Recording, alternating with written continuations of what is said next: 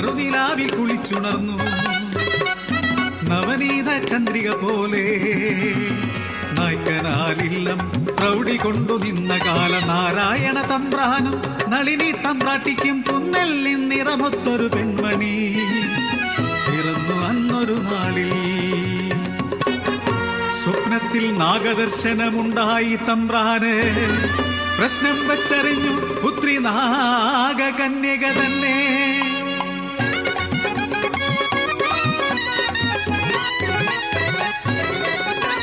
പാവാട പ്രായം കഴിഞ്ഞിട്ടും പെണ്ണവൾ പ്രായം തികയാതെ വളർന്നു. കുരുടിയും കാക്കോടകനും കൂട്ടായി വന്നു. രാത്രിയിൽ കിന്നാരം ചൊല്ലിയിരുന്നു കൺമണിയാം കന്യക. അവൾ വളർന്നു, അവളുടെ സിദ്ധികൾ അറിഞ്ഞു. അവളൊന്നു തൊട്ടാൽ ഉഗ്രവിഷബാധ ഏറ്റവർ പോലും ഉണർന്നെഴുന്നേൽക്കും.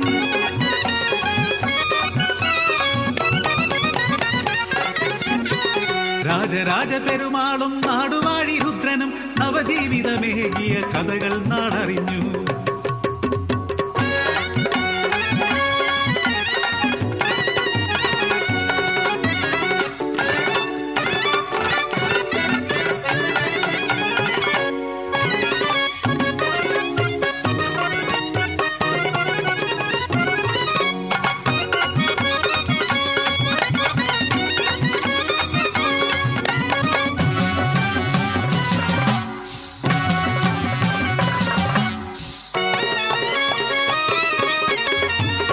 അന്നൊരു ആയില്യം നാളിൽ തീയാത്തി തേവിയുടെ കുടിയിൽ കരുമാടി ചക്കരെ കരിനാഗം തീണ്ടിയത് കടം കഥയോ.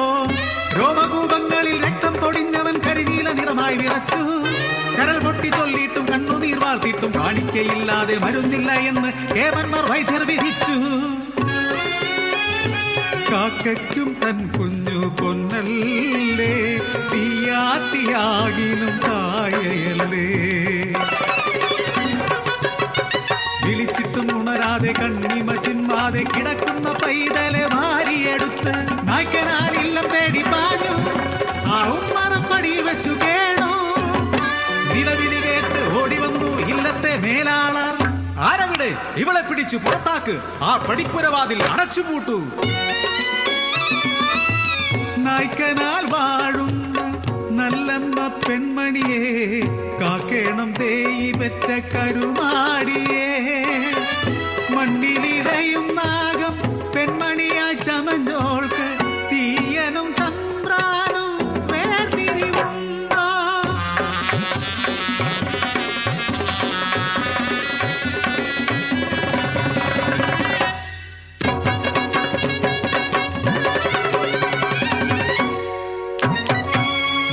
കൊടികുത്തിയ നാഗകന്യകയായാലും ഇന്നേക്ക് 3-ാം നാൾ നിനക്ക് ഭ്രഷ്ട്.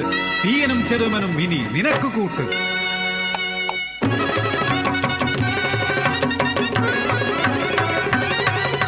ജ്വലിക്കുന്ന വിഴികളെ ജന്മമേകിയോർ ജലപാനമേകാതെ അടച്ചുപൂട്ടി. 3 നാൾ അറ തുറന്നതില്ല പിണ്ടമൊരുക്കി.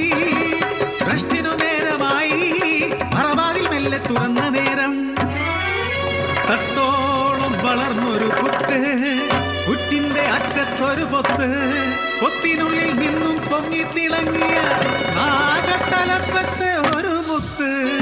അത് സർപ്പസിദ്ധിയേകിയ പൊന്മുത്ത്. അന്നു തൊട്ടാ പടിപ്പുരമുറ്റത്ത് തീയനും തമ്പ്രാനും ഒരു മനസ്സ്. ഏതു വിഷമേറ്റ മാനവനും ഭേദമില്ലാതെ ഒരേ മനസ്സ്.